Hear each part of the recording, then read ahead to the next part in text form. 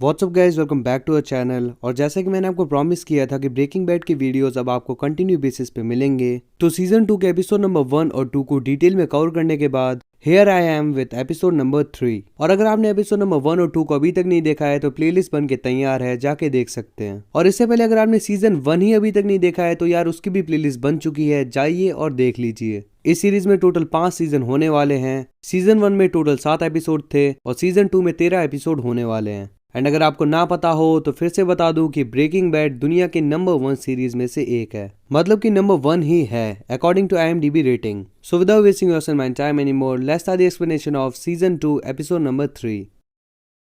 Episode 3 की starting में हम देखते हैं जेसी और वॉल्ट को एक सुनसान डेजर्ट के बीच में।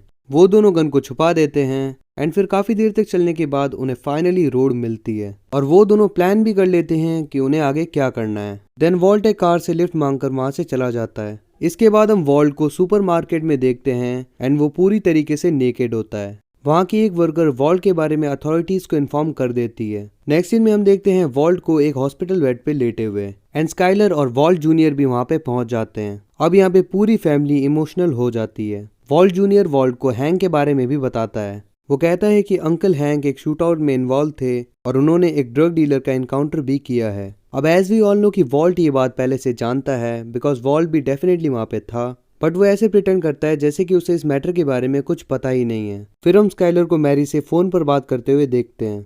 मैरी अभी भी ये नहीं समझ पा रही थी कि वॉल्ट उस सुपरमार्केट में क्या कर रहा था, वो भी नेकेड। लेकिन स्काइलर बस इस बात से सेटिस्फाइड थी कि वॉल्ट वापस आ गया। फिर हम देखते हैं हैंक को कुछ सीनियर ऑफिसर्स के साथ। ऑफिसर हैंक से पूरी इवेंट की डिटेल्स ले रहे थे।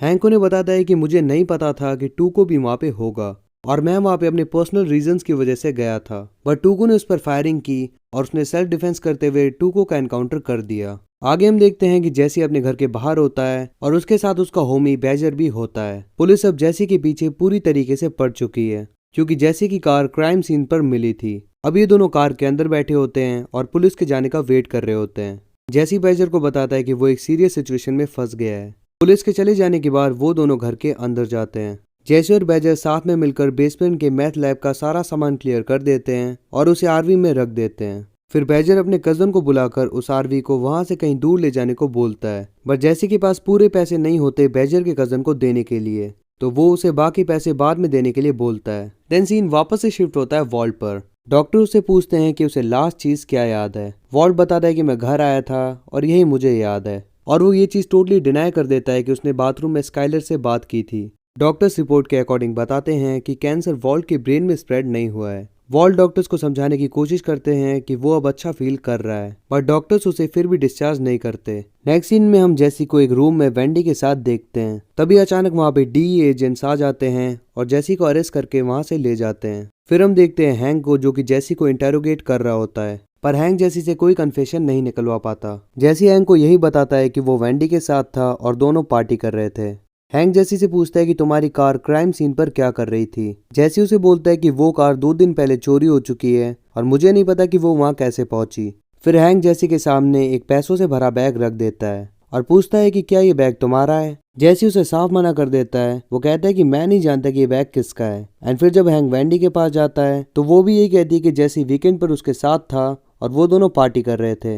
नेक्स्ट सीन में हम वॉल्ट को एक साइकोलॉजिस्ट के साथ देखते हैं। वॉल्ट को जल्द से जल्द हॉस्पिटल से डिस्चार्ज होना था, तो वो अपने साइकोलॉजिस्ट को सच बता देता है कि उसे कोई फ्यूग स्टेट नहीं है। और जब साइकोलॉजिस्ट उसे ये रीजन पूछता है कि उसने नाटक क्यों किया, तो वॉल्ट उसे बताता है कि वो अपने घर में नहीं रहना चाहता, इसीलिए वो घर से भाग गया था। अगेन हम हैंक को जैसी का इंटेरोगेशन करते हुए देखते हैं। अब हैंक टूको की प्लेस से उस ओल्ड मैन को लेकर आ जाता है। जैसी को लगता है कि अब ये ओल्ड मैन इन्हें सब कुछ बता देगा एंड फाइनली वो लोग पकड़े जाएंगे। पर जब हैंक ओल्ड मैन से पूछता है कि क्या जैसी टूको के साथ उस घर में था और क्या टूको और जैसी साथ में काम करते हैं, तो ओल्ड मैन घंटी नहीं बजाता है। लेकिन वो ओल्ड मैन जैसी की तरफ बहुत ही गुस्से से देख रहा होता है। अब गोमेज हैंक से कहता है कि मुझे नहीं लगता कि जैसी इस केस में इन्वॉल्व है, लेकिन हैंक को अभी भी जैसी पर डाउट होता है।